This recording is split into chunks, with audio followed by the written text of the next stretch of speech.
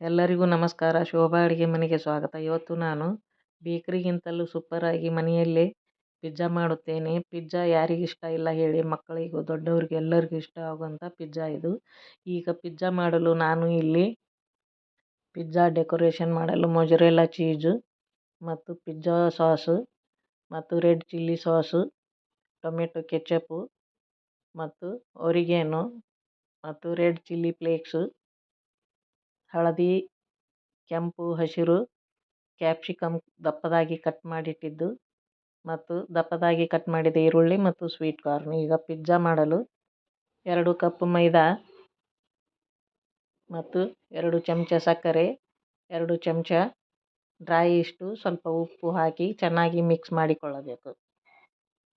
ಈಗ ಇದಕ್ಕೆ 2 ಚಮಚೆಯಷ್ಟು ಅಡಿಗೆ ಎಣ್ಣೆಯನ್ನು ಹಾಕಿ ಮತ್ತು ಉಗುರು ಬೆಚ್ಚಗಿನ ನೀರನ್ನು ಹಾಕಿ ಮೃದುವಾಗಿ ನಾದಿಕೊಳ್ಳಬೇಕು.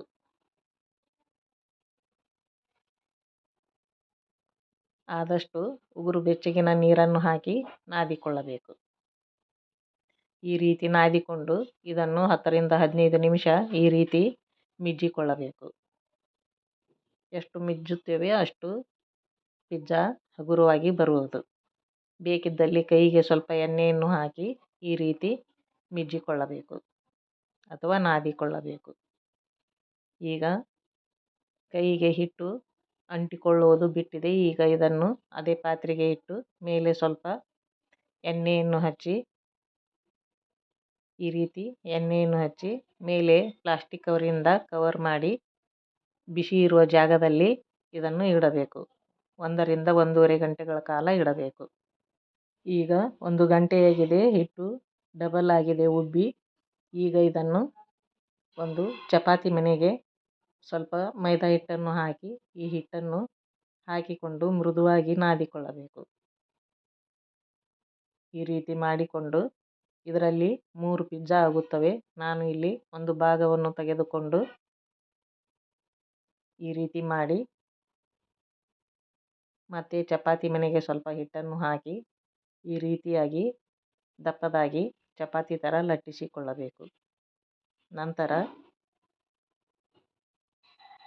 ಪಿಜ್ಜಾ ಮಾಡೋ ಟ್ರೇಗೆ ಸ್ವಲ್ಪ ತುಪ್ಪವನ್ನು ಹಚ್ಚಿ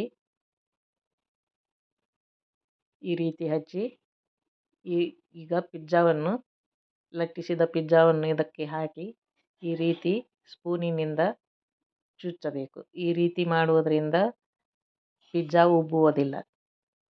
ನಂತರ ಇದಕ್ಕೆ ಮೊದಲು ರೆಡ್ ಚಿಲ್ಲಿ ಸಾಸನ್ನು ಹಾಕಿ ಸುತ್ತಲೂ ಈ ರೀತಿ ಹರಡಬೇಕು.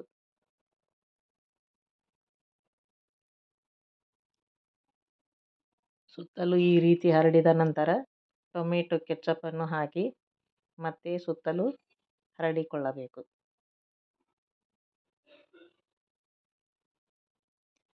ನಂತರ ಪಿಜ್ಜಾ ಸಾಸನ್ನು ಹಾಕಿ ಮತ್ತೆ ಸುತ್ತಲೂ ಹರಡಿಕೊಳ್ಳಬೇಕು. ನಂತರ ಡೆಕೋರೇಷನ್ ಮಾಡಲು ಈರುಳ್ಳಿ ಮತ್ತು ಕ್ಯಾಪ್ಸಿಕಮ್ಮು ಎಲ್ಲವನ್ನು ಈ ರೀತಿಯಾಗಿ ನಮಗೆ ಇಷ್ಟ ಬಂದ ರೀತಿಯಲ್ಲಿ ಇದನ್ನು ಡೆಕೋರೇಷನ್ ಮಾಡಬೇಕು.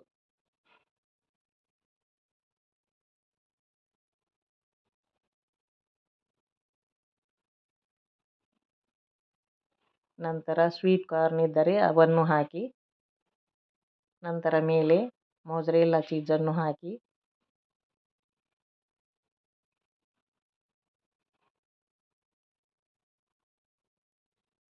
ಈ ರೀತಿ ಹಾಕಿದ ನಂತರ ಮೇಲೆ ಚಿಲ್ಲಿ ಫ್ಲೇಕ್ಸನ್ನು ಹಾಕಬೇಕು. ನಂತರ ಪಿಜ್ಜಾ ಒರಿಗ್ಯಾನೋವನ್ನು ಮೇಲೆ ಉದುರಿಸಬೇಕು. ನಂತರ 180 ಸೆಂಟಿಗ್ರೇಡಲ್ಲಿ ಪಿಜ್ಜಾವನ್ನು 10 ರಿಂದ 15 ನಿಮಿಷ ಬೇಕ್ ಮಾಡಿಕೊಳ್ಳಬೇಕು. ಈಗ 10 ರಿಂದ 15 ನಿಮಿಷ ಆಗಿದೆ. ಈಗ ಪಿಜ್ಜಾ ರೆಡಿಯಾಗಿದೆ.